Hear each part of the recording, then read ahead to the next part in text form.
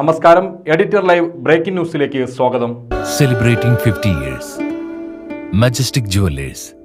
ഇൻസ്റ്റഗ്രാമിലൂടെ പരിചയപ്പെട്ട 10ാം ക്ലാസ് വിദ്യാർത്ഥിനികളുടെ സ്വർണം തട്ടിയ വിരുദ്ധനെ ഇൻസ്റ്റഗ്രാമിലൂടെ തന്നെ കെണിയൊരുക്കി പൊക്കി കൽപ്പകഞ്ചേരി പോലീസ്. അറസ്റ്റിലായത് തിരൂർ ചമ്രവട്ടം സ്വദേശിയായ 21-കാരൻ.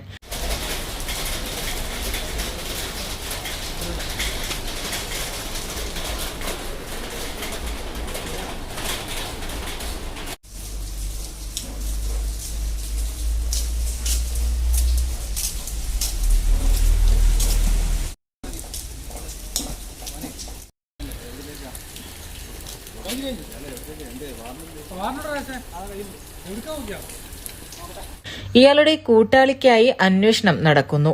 പഴയ സ്വർണം പുതിയതാക്കി നൽകാമെന്ന് വിശ്വസിപ്പിച്ചാണ് വിദ്യാർത്ഥിനികളെ കെണിയിലാക്കിയത്. തിരൂർ ചമ്രവട്ടം ബോർഡ് സ്കൂളിന് സമീപം തൂമ്പിൽ മുഹമ്മദ് അജ്മലാണ് അറസ്റ്റിലായിട്ടുള്ളത്.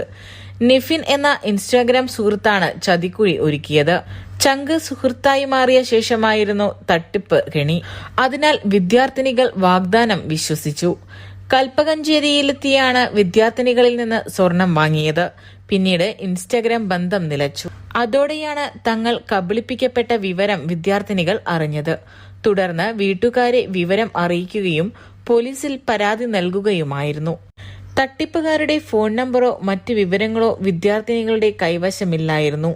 അതോടെ പോലീസ് ഇൻസ്റ്റഗ്രാമിൽ കെണിയൊരുക്കാൻ തീരുമാനിച്ചു. സ്ത്രീനാമത്തിൽ ഐഡിയുണ്ടാക്കി നിഫിനുമായി ബന്ധം സ്ഥാപിച്ചു.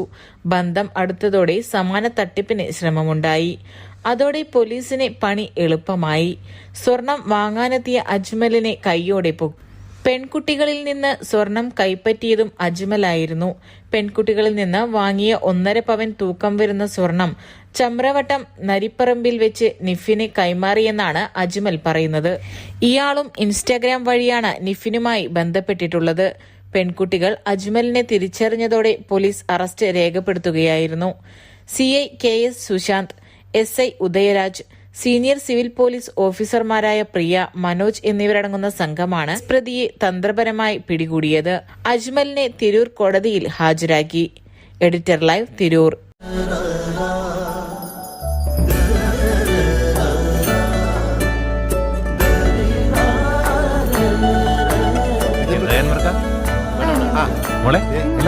ഓൾമോസ്റ്റ് എല്ലായി.